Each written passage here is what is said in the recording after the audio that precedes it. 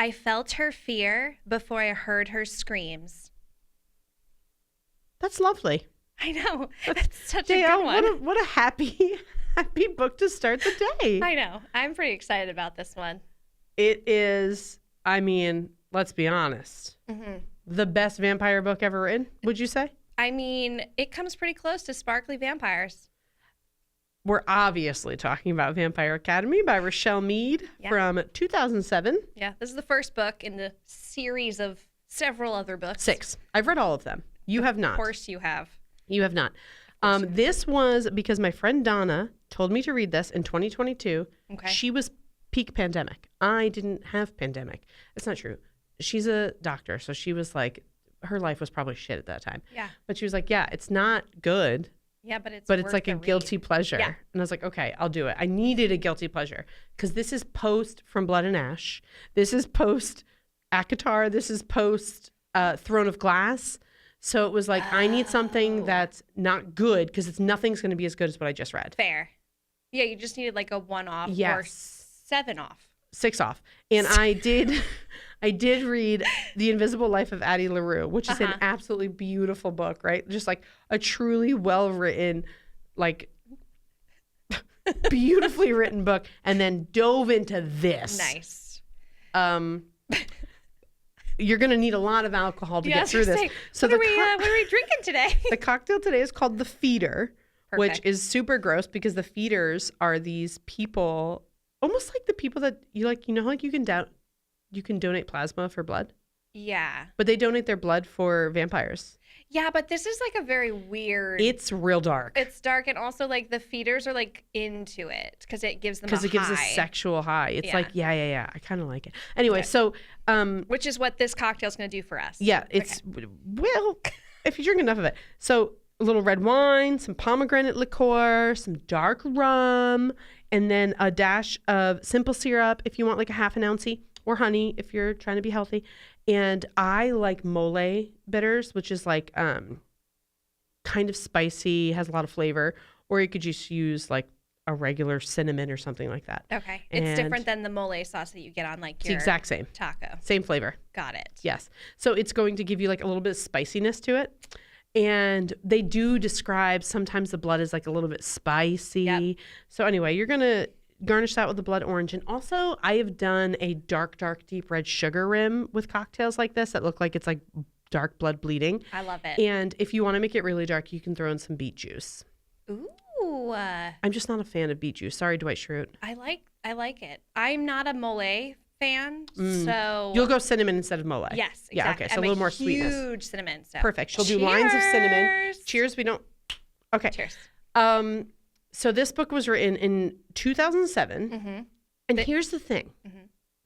I looked back at my Goodreads. I'm going to try to start doing this for these books. Okay. What did I rate it? Yeah. I rated this a 3-star read, which I think is fair. I think that's fair. Okay. I got the guilty. The books get better as you go because the story grows. I think the author was growing. True. It has a 4.11 on Goodreads. This is another YA book. Yeah. Fallen had a 3.2. And this book sold 8 million copies in 35 countries. You know, I think, though, when I think back to 2007, that is the era of vampire resurgence. Right, so, like, I think the fact that this is just another vampire book, but it took such a different turn than, like, the other ones that are already out. Yeah. It hits right where it needs to hit. Let's be honest, though. So you've got Rose and Lissa. Rose Hathaway, she's a Dhampir. And you've got Lissa, who's a Morai vampire princess. Yes. Who they're best friends.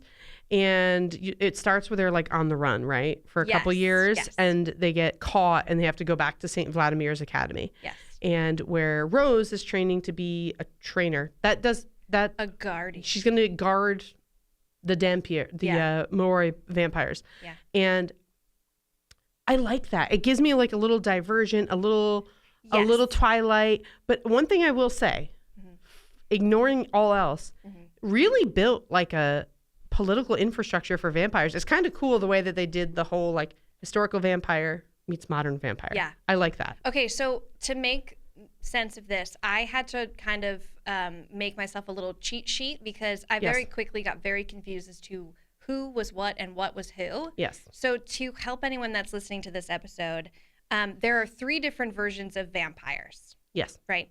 There is your, I'm just going to read it from my notes. I'll help you with the pronunciations. There is the Dhampir, which Dhampir. is, there you go. That's what Rose is. And she's half human, half vampire. Then there is Lissa Dragamore. She's a royal Morai. Is that right? Am I saying Morai, that? yeah. I Right. think so. Okay. She's a mortal vampire. Okay. Stay with me.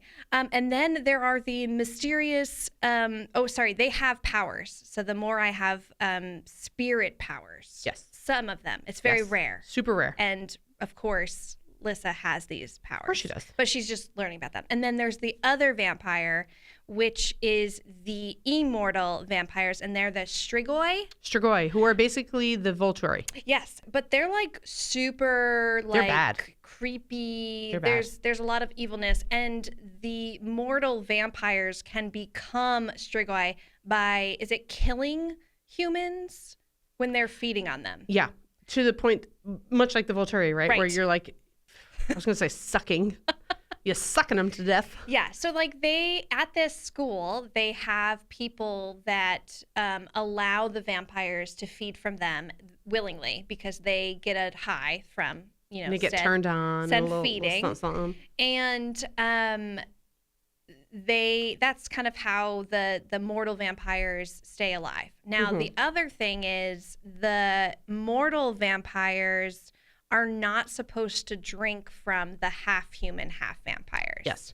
Because it causes I don't know, it gives them powers. So, yeah, and it also creates a blood bond, Yes. essentially. And you don't find that out in this book, Yeah. but they really hint at it. Okay. And this is kind of what happens.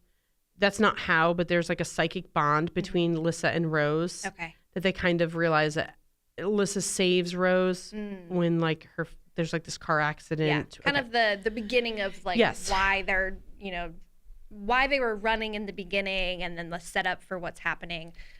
Lissa's whole family is murdered, and her brother was supposed to be the next king the heir to or the whatever. the Dragomir Right. Empire. There is a lot of political building in this book, and it's kind of fascinating because it feels like there's several layers to that. Like, Just dying over here, don't mind me. yeah, you're fine. You're getting over the plague, so it makes sense.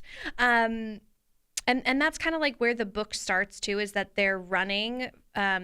They are on the run, and it's been 2 years. They've been on the run for 2 years, which is actually pretty impressive. So the beginning of the book starts, they're 14 years old. Yes. They run away from the school after the family is in this terrible car accident, and only Rose and Lissa survive.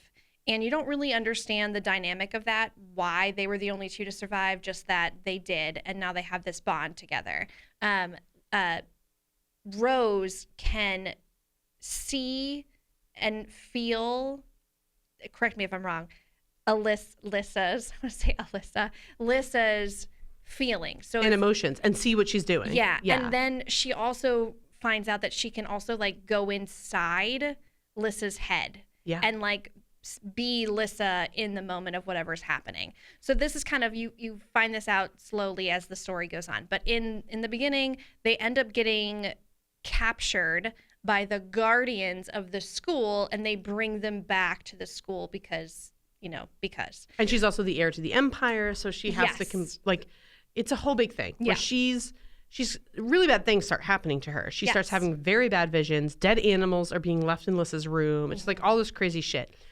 But there is the person that trains them, Yeah. right? Who's training our girl Rose here. Right. Not Lissa. Lissa's royalty, so she's kind of She's like just going to school going to being school hot. and becoming, she's kind of like, as any politician would have to be, kind of socializing, befriending all the popular people Exactly. and schmoozing. And so that's kind of what she's doing. Meanwhile, Rose has no family. Her family was not really in the picture. I guess her mother is alive, maybe, or maybe I don't remember. So here's my complication is I I haven't read it in 3 years. Right. So there's the book, and then there's the show, and then there's the movie, which we'll talk about all of them. But now I feel like I have to just dive into the show for a minute, because the show is not the book. You get the characters, which are the same ish. But one of the big differences that I found is that Rose's mother writes her letters in the show. That does not happen in the book. So the show thought they were told they were going to be getting more seasons, right? Yes. So instead of doing season by season by season, they took all 6 books. Okay. And all of these aspects from the 6 books come into play in the first season. Okay, that makes sense. So to be very honest with you, it's so much, because you didn't see the movie. The movie is hot garbage trash. It's like they tried to make Mean Girls.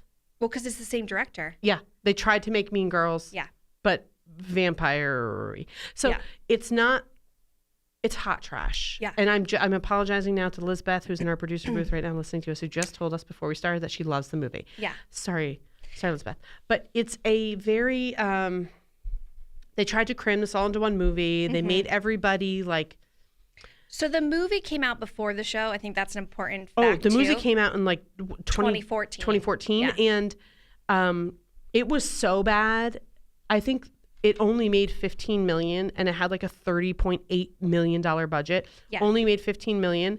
And they tried to get greenlit for the second one. They were like, you've got to be kidding me. Like, this is trash.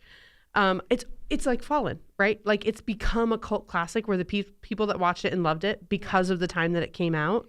Yeah. Well, and I read this fun fact about it, which I did not actually watch this movie before we started this. I did watch the whole show. But the movie itself, someone had wrote that, or when interviewed, when the director was interviewed, and as well as the screenwriter, they were asked, like, why did they take the tone that they took for the movie? Yeah, it tried to be like a comedy. It's not supposed to be funny. Yeah, so it says they tried to inject humor and teen sarcasm a la Heathers. So they were going for like this very like campy, like, you know, it has like a dark edge, but they're trying to make it funny. It didn't hit. It did not hit. Many fans, like from what like Reddit pages and stuff, either they loved it for the ridiculousness that it was, or they hated it so much because they wanted the book and it was not the book. And so like there's that, but then I also thought it was interesting that it has the same director as Mean Girls and Freaky Friday. So you think like you would get a pretty good movie from that, because those are also both great. Zoe Deutsch, who I love, and what's her name from Modern Family? What's her name? Is it Daniela? Sarah Hyland. Oh, okay. Oh, sorry. I was talking about a different person altogether. Yeah. Also, the male character, is it a female in the movie? I don't remember. Okay. I don't remember. Which one are you talking about? Dimitri. Is it a female in the movie? No. Okay. I don't. No. No. Okay. Dimitri's in the movie and he's not cast well. He's not attractive. What is his name? Dimitri? Yeah. Dimitri? No. The actor's name. Oh, I don't know. I think it's Dimitri. Pretty sure it's Dimitri. Because maybe it's just a more feminine name and it just is thrown. It's a Russian actor. So okay, it has okay. his the name is Danella, or it's Danilla. Oh, Dania. I don't know. Anyway, sidebar, totally going off topic there. But hold on, that was so funny. What's his name? Dimitri? No, but what's his name? Dimitri. So anyway, in the book, Dimitri is like, he is the head of the Guardians. He's a legendary Guardian. Yes. And he's going to be training Rose. Yes. This is giving very Divergent, right? Where like it is, but super hot and way older and like very brooding and like angry. When they return, so the book starts out, she's 14. When they return, obviously she's 2 years older. What I just was like really weirded out by is he is 23. The age is brought up several times in the book, which I thought was kind of funny. Sure, that's illegal. And there's stuff that happens. And now they say that it was because of compulsion. But here's the thing, is then Rose finds out that the compulsion can only happen if there are already feelings there, which means this 23-year-old man Yeah. had feelings and these thoughts of lust for a 16-year-old. We should not judge, Dayelle, because we did Twilight where there was a 200-year age gap.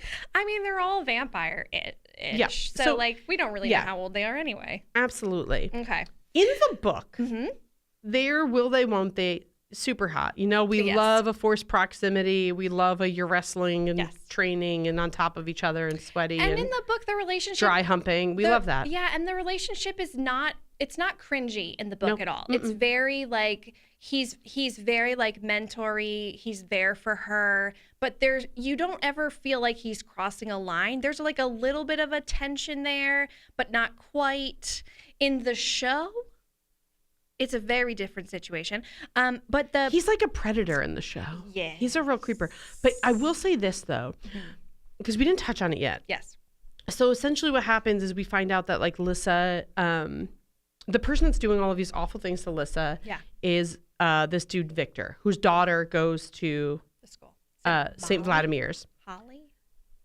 What? What's the daughter's name? Molly, Holly, or something like that? I thought it was Natalie. Sure, that sounds We're doing right. great. Really good. Yeah, I think it's Natalie. I'm like thinking back to it. I think it's Natalie. It feels you're feels right. very Russian. I think you're right. Okay, so Natalie is like helping her dad. Basically, he kidnaps Lissa. Yeah. And she's like on her dad's side. Well, don't worry, that bitch gets hers. Yeah. Because she dies. Natalie's dad is he's like her uncle. Yeah, and he's supposed to be in power, but he's not because he's very sick. He has this disease He's sick, yes. Yeah. And he like, essentially we find out he's been trying to siphon the spirit magic from her to make him younger and like healthier again. Right. And so this is the spirit magic that Lissa has, that she's just discovering she has this. And this motherfucker's known the whole time. Yes. And he's been taking it from her. And he's been watching her. Like a creep. Because she brought Rose back to life, which they don't know that in the beginning. Like, they don't understand what really happened. And then little by little, you start to find this out. And she also brought back an animal. She sure did. Was it a bunny? I think it was a bunny. So. And I would bring back a bunny, too. Yeah. And then you've got Christian, who he's kind of an outcast, but he's part of the royal crowd. But he's kind of an outcast because his parents are Strigoi. Yeah. Like they turned. Yeah. They have completely turned. He's kind of a hot character. He is real hot. Yeah. Like I prefer him Dark over and moody. Yeah, I prefer him over Dimitri. Also, I did the audiobook for this read. Oh, I did too. And it is hilarious because it's the woman doing all of the voices, and Dimitri's voice is just the weirdest because it's just her voice in like a different tone. And she tries to be Russian-y. It's not cute. It's not good. It's really not cute. But I do like Christian a lot. Yeah, I do too. He's very like, he's definitely the dark and like moody, broody guy. Yeah. But he's like genuinely like such a nice guy. He's a sweetheart baby with bad parents. And it's they not his fault. They have a secret hideout in the church attic. God, it's so cute. I love that part. I really like the way that they visually described what the church looked like. Yes. Like I could see like the beautiful stained glass and the old architecture, especially because it's set very Russian. And then, like them hiding away. It's super cute. And he's just like, he hates what his parents did. Yeah. He's not for it. He doesn't, I think too, like he really struggles with understanding why. Yeah. He doesn't understand what made them turn. And I wonder, like, do you find more of this out in the later books as well? Yeah. That's why I really want you to keep reading because sprinkles, you'll like it more. You'll like it more. And to be fair, it was such a quick read. Like, it was such a quick read. It's a good read. It's not like a, You are not going to finish this and be like, what? My life has changed. Yeah, it's not ACOTAR. It's not Throne of Glass. Also, kind of crazy, I found that she wrote this book in 3 months. 3. Are you kidding me? No. It took us 3 months to get from deciding to do this to recording this podcast. I know. So, like, you think of that, and then she wrote 5 more. Pretty fast succession, right? Yeah, because, okay, so I wrote down the years because I was just curious. So 2007 was Vampire Academy. Then there's Frostbite, which is 2008. Shadow Kiss, which is 2008. So 2 books in 1 year. She then wrote Blood Promise, which was 2009. Spirit Bound, which was 2010. And then Last Sacrifice, 2010. So she wrote 2 books in 1 year twice. That's impressive. I'm so lazy. Like she took a slowdown in 2009 and then she wrote a Yeah, she was probably having like 14 kids or something. I mean, like, that's impressive. That's a lot of books. Good for her.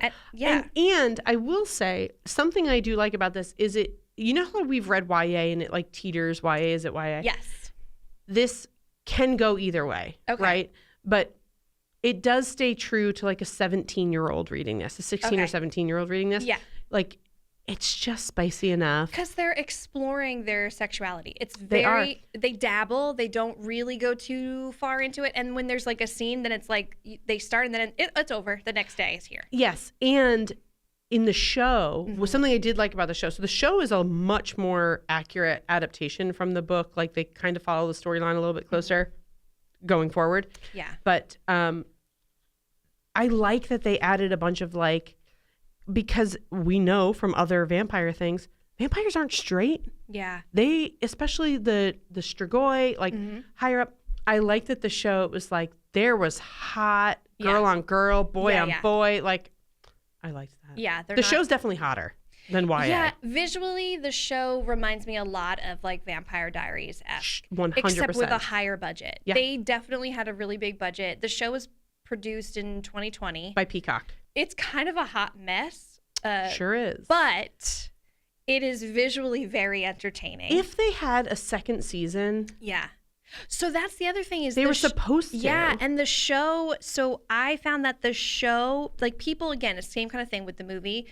There was a lot more people who loved the show, and they literally did a whole campaign because the show was canceled after the first season, but there was a whole entire campaign on like a bunch of different social platforms to bring back the show with like hashtags Save Vampire Academy, and then it flooded the Peacock, like they tried to flood Peacock social media to like get them to. And they still won't.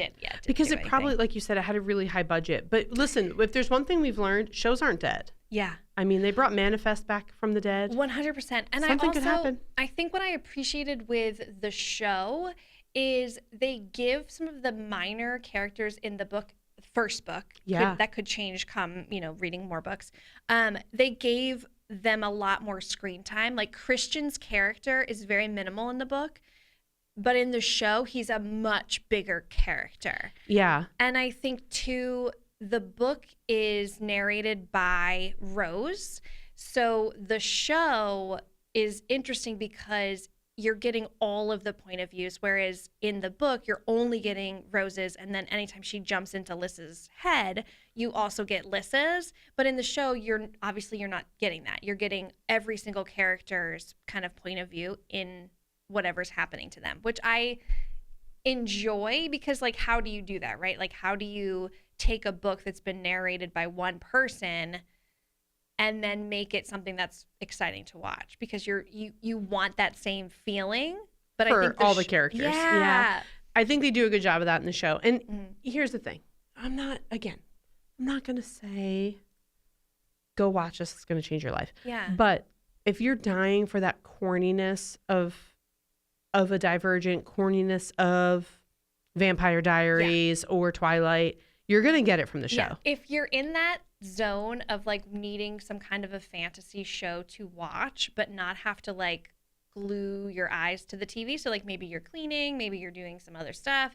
It's a great background show. The only thing I will say is like in the book, Rose and Dimitri, they're a slow burn. Yes. Right? Like they're very, very slow. We talked about the age. There's also that student-teacher relationship, which is really important to Dimitri because his job is everything to him. He's like a legendary guardian, right? And his best friend was murdered under his watch, which is part of his drive. And they're very, it's like I don't know. Again, it's very Divergent-y. But it's a slower burn. Where in the show, it's like, no, we're going to rub up all on each other. Fucking scene 3. Oh, yeah. And you see that tension the first, like, 5 minutes of them introducing the character, and it's a little bit weird. It's a little off-putting. It's pushed, and that's the same with the movie. Yeah. One of my biggest hang-ups with the movie is like, you don't know what's happening with Victor. That's like the big, thing at the end, the big reveal, the big plot twist. You don't know that that's happening. In the movie, they're like, we're going to throw that in minute 20. Yeah. Just sprinkle it in there. Oh, what? Yes. Okay. What? That's a perfect way for me to then say, Lissa has a sister in the show. That doesn't add up. I totally forgot about that. Okay, so I'm watching the show, and I'm like, okay, all right, feeling it out, seeing how it's going. And then the sister comes up, and I'm like, I'm sorry. It defeats the whole purpose. What? She's supposed to be the sole heir to the royal family. Yes. A sister? Okay. And the sister has these crazy powers where she can, like, talk to crows or something. I don't know. I don't understand that dynamic. She kills a bunch of them. I wish. That's not great. She kills, like, all of them. I don't even remember that. She, like, flies one day. She gets all crazy, and then she flies. I don't know. She's kind of lost her mind since the accident. It makes no sense. Hold on. Also, that's she's like not even in the car. No, but it's stealing from somebody else's story, and I don't remember who it is further on in the series. So maybe like later on in the books. Yeah, like I don't remember, but that sounds really familiar. It's been a while. I was really excited for the show because I had just finished the books, right? Mm-hmm. So I read the books in 2020. Yeah. 2022. Mm-hmm. Knowing the show was coming out, right? Yeah. So like when you get done with something and you go right into the show out of excitement. Yes. And then you're like, what is this? What am I watching? And then I watched the movie and I was like, well, it's not worse than that. At least we have that. It didn't go up. It just went down. The movie's so bad. Like, I want you to eat a gummy and watch the movie one day. And it is Fallen 2.0. Well, this was my problem. This is why I didn't watch the movie. I couldn't find it anywhere. Like, how do I watch it? It's on Peacock. Is it though? Yeah. I couldn't find it. When I was for this, I rewatched it. What the heck? Okay, so maybe I just wasn't searching it. I don't know. I could not find this movie. I looked everywhere. And I was like, I even looked on YouTube because I was like, Well, it's not good. They're probably trying to scrub it from the internet because it was that bad. Yeah. So I guess that's the other thing is like the show ends on a pretty big cliffhanger because of the expectation of the new season and you never get that new season. So. I really hate when that happens. Like, I get it, right? Like, we all have shows like this. My biggest one, I just want to say, do you have a show that ended and you're like, you have got to be kidding me. You're not going to give me an end for that? Yeah. My Lady Jane. I mean, that's the right answer. # save Lady Jane. I'm going to just agree with you there and also say, other than that one, Mindhunter on Netflix. One of my favorite shows of all time. I cannot believe that has not. And talk about blowing up a network to try and save a show. But here's my other thing to that is I would rather be left on a cliffhanger than have it end the way like True Blood ends, where the last season was just it was, and then it just very ends Game of Thrones-y in a way where you're like, are you kidding me? Like, this is not what the characters would do. This is not it. This is just not it at all. And it's so far from like who you have been watching for several seasons that you're like, or you could go in the opposite where you get like Grey's Anatomy where it just keeps going and going and going and going and going and you're just like, okay, we're good. You can close it now. We can close that chapter. That's how I feel about, because we had the reboot, right? Mm-hmm. And we know what happened, but that's Gilmore Girls. Yeah, fair. Gilmore Girls season 7. They didn't know. I actually was just listening to the Lauren Graham episode of the Call Her Daddy podcast. Yeah. And, the whole crew, they didn't know that was going to be their last season. Yeah. They were like, okay, just in case this is, let's get this shot of you and Rory in Luke's diner in the same seats you were in the season 1 opener, and they'll just like pull back on that just in case. And we did get the reboot, right? Which was just kind of like apparently Amy Palladino always knew the show was going to end with Rory saying that she was pregnant. Just not the, she thought it would be different. Yeah. Mm-hmm. But I mean, we did get, at least from the people that created the show, we did get their ending, which I appreciate. Yeah. I don't, I get why you're not finishing something like this with a high budget. Yeah. But if there was a second season, I think that they could tie up enough loose ends to get people more interested in the first season. Yeah. Because the amount of storylines they set you up for in this, pulling from all the other books. Yeah. If you have not read all the books, you're like, lost. This is what is happening? Yeah. Which is probably how it was for you, where you're like, there were so many characters. That did not happen, but maybe it could happen. Yeah. And I think too, like there was a lot of like visual stuff that was going on that you're just like, what does this have to do This with would the never story? happen. Like, this Yeah, doesn't yeah, make yeah, any yeah. sense. Why is this happening? You know, why is the mom character such a big part of like Rose's whole thing? Like, Cannot even it's tell like, you if that comes up later on. Like, I Yeah. don't remember. from what I remember in the book, her parents are gone. There's no mention of them. I don't remember if there's like a woohoo, And that- she's back or something. I don't remember. So the dynamic between Rose and Lissa is because Rose has no family. Lissa takes her in. Her family Becomes takes her her in. family. Exactly. Yeah, So the mom, I don't remember. and then so in the show, the mom is also like known as one of the greatest guardians of all time. I think that's something though. Okay. I don't remember.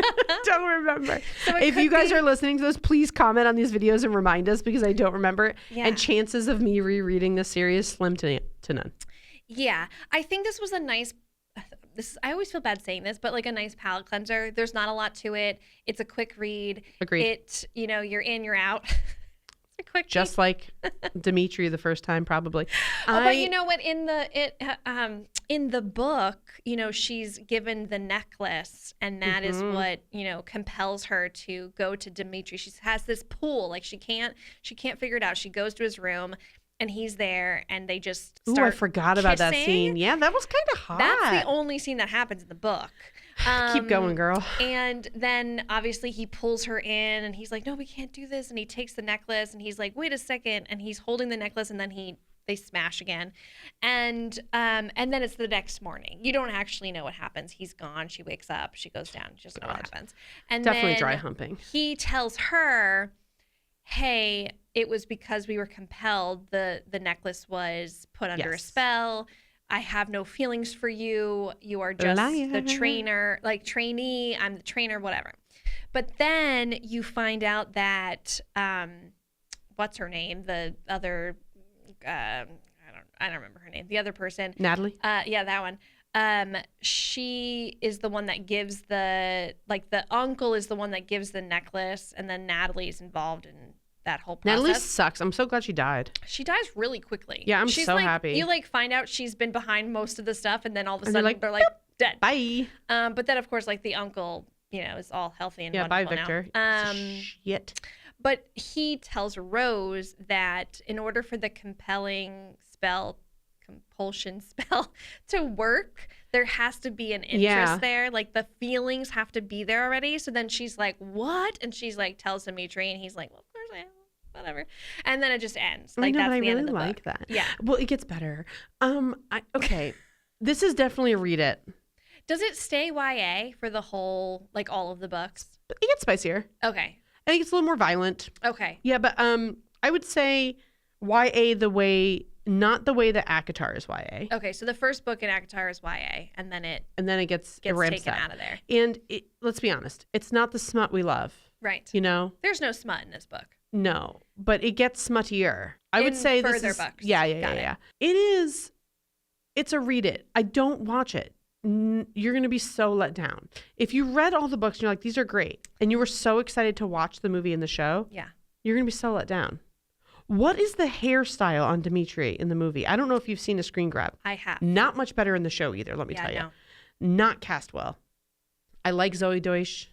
Yeah. She's great. I thought she was very well cast, but like other than that, Yeah. nothing. No. Truly nothing. Don't watch it. This is a watch it. Never read it. Maybe. That's my vote. If you don't have a TBR list that is miles long, you should read it. Or if you need a good book to palate cleanse between like a really epic, like my heart was ripped from my chest book. And don't just read the first one. If you're going to read it, read the whole series. Otherwise, it's just like, they're kind of trash books by themselves. Fair. The series itself is very well written. Like, I really appreciated her world building. She Lots does of she does a really good job. complex emotional characters. She does really well with exploring those things. And if I had read this at the age that this is directed at, I would have been obsessed. Because we had done Fallen as well, it is a much better, much more well-written book than Fallen. Agreed. And I was like, oh, Fallen, read it, right? So for me, Vampire Academy is a read it. But did you read only. all the Fallen books? I started the second one. Because I feel like Fallen would get better too. Fair. I think if I gave Fallen a chance, I would feel the same way I do about Vampire Academy. It's the same kind of vibe, Yeah, right? It's absolutely. that YA. You're not really getting a whole lot in the first book because they're setting it up. They're setting you up to start. But I think the books that I like gravitate towards are books that like just go hard in the first. Oh God. Oh, Poppy and Hawk. Castile. Finger blasting her in the forest. I mean, like within, on the horse. Just come on. I mean, just moments. Bring the it. Pleasure houses. And when they're making out, and she's got the mask on, and he's like fondling her boobs. Yeah, sign me up. So anyway, you don't get that. Nope. Well, don't watch it. Don't watch it. Maybe read it. Unless you're really in the mood for some just like, fantasy Do you think 3-star reads are bad? Like to me, 3-star read is like, hey, that was good. I'm going to be really honest. I enjoyed things about it. Also, the empath in me can't give less than 3 stars. It makes me feel very bad. Like I do with movies, when you see like Rotten Tomatoes rated it this, I don't pay attention to that at all. And I feel the same about reading and then going to like Goodreads or whatever. I see it and I'm like, okay, I understand why it was given this rating, right? But I don't necessarily follow You're not counting on it. Okay, same. Yeah. I gave it 3 and I thought that was like, that was good. I would do a 3 too, probably. Yeah, I can't do less than 3. I always feel bad the author's going to see it and I want their feelings to be hurt. I know. But you know what? I enjoyed it. I enjoyed the book. I think if there was no show or movie, the book would still be great. It was a great book. Cute. Yeah, the series is okay. It's good. So this is a read it for me. Okay, great. Don't watch it, whatever you do. Sorry, Peacock. Sorry for letting you waste the money. Just a lot of money. They also filmed in Spain. That's a fun fact. Rude. So jealous of that. That couldn't have been very cheap. Jealous of that. Until next time, guys. Bye. Bye.